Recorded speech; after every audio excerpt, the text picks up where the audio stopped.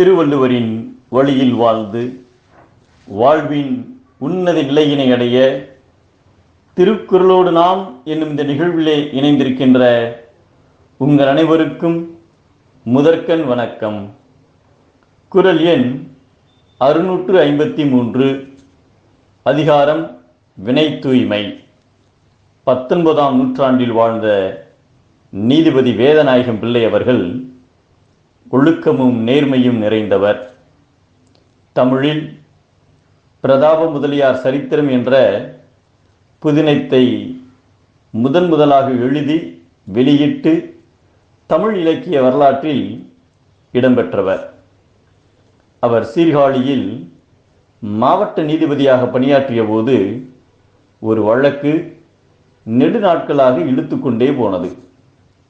பெரும் சிக்கலான அந்த வழக்கை முடித்து வைக்க எண்ணிய போது அவருக்கு சரியான தெளிவு கிடைக்கவில்லை.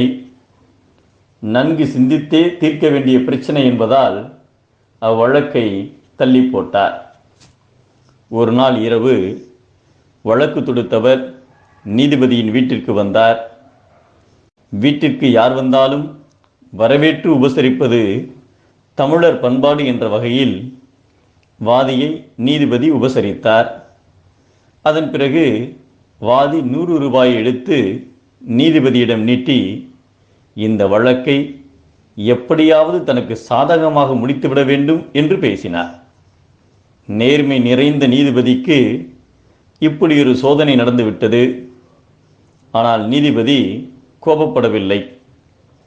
வாதியிடமிருந்து அந்த 100 ரூபாயை பெற்றுக்கொண்டு அவரை அனுப்பி வைத்தார். மறுநாள் நீதிமன்றம் கூடியது. நீதிபதி இந்த சிக்கலான வழக்கில் அன்று தீர்ப்பு கூறுவதாக தகவல் பரவியதால் தீர்ப்பை கேட்க பல பேர் கூடியிருந்தனர். அந்த கூட்டத்தில் நின்றிருந்த வாதி நீதிபதி எப்படியும் தமக்கு சாதகமாகத்தான் தீர்ப்பு சொல்லப் போகிறார் என்ற கர்வத்தில் இருந்தார். நீதிபதியும் தீர்ப்பினை வாசிக்க ஆரம்பித்தார். அப்போது இந்த வழக்கு மிகவும் சிக்கலானது, இதை எப்படி தீர்ப்பது என்று பல நாட்களாக யோசித்துக் கொண்டிருந்தேன். நேற்றிரவு வாதி எனது வீட்டிற்கு வந்து என்னிடம் பணம் தந்து வழக்கின் தீர்ப்பை தன் பக்கமாக கூற வேண்டும் என வேண்டினார். இது ஒன்றே அவர் பக்கம் நியாயமில்லை என்பதை படம் பிடித்து காட்டிவிட்டது என்று தீர்ப்பு கூறினார். இந்த தீர்ப்பை சற்றும் எதிர்பாராத வாதி நிலைகுலைந்து போனார். அவர் கொடுத்த பணத்தை அவரிடமே வீசி எறிந்து, சரியான தீர்ப்புக்கு உன் செயலே காரணமாக அமைந்தது என்றார் நீதிபதி. நீதிமன்றத்தில் கூடியிருந்த அனைவரும் நீதிபதியின் நேர்மையை வியந்து வேதநாயகர் நல்ல நீதிநாயகர் என பாராட்டினர்.